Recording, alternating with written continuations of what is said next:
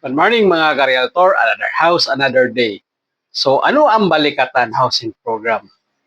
Ang Balikatan Housing Program ay isang programa ng National Home Mortgage Finance Corporation, NHMFC,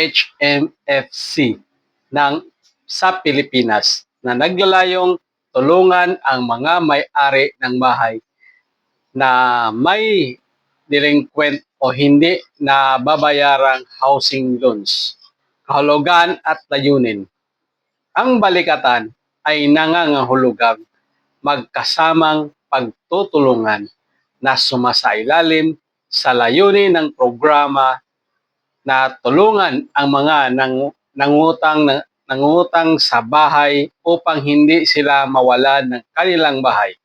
Sa ilalim ng programang ito, ang NHMFC ay nakipagtulungan sa mga pribadong mamumuhunan upang bilhin ang mga hindi nababayarang utang at bigyan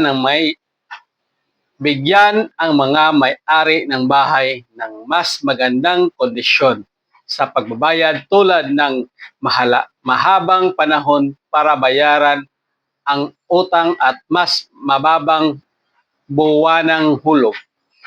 Mga benepisyo ng programa: pagkakataong muling ayusin ang utang sa mas maabot kayang paraan, iwasan ang foreclose o pagkawala ng bahay, mas mababang buwang hulog kumpara sa original na loan terms. Ginagawa ang programang ito upang mapagaan ang mga pasanin ng mga Pilipino na may pabahay na maaaring mawala dahil sa hindi pagbabayad ng utang. This is Albert, the licensed real estate salesperson. Good morning and God bless. Don't forget to like and share and comment this video. Thank you.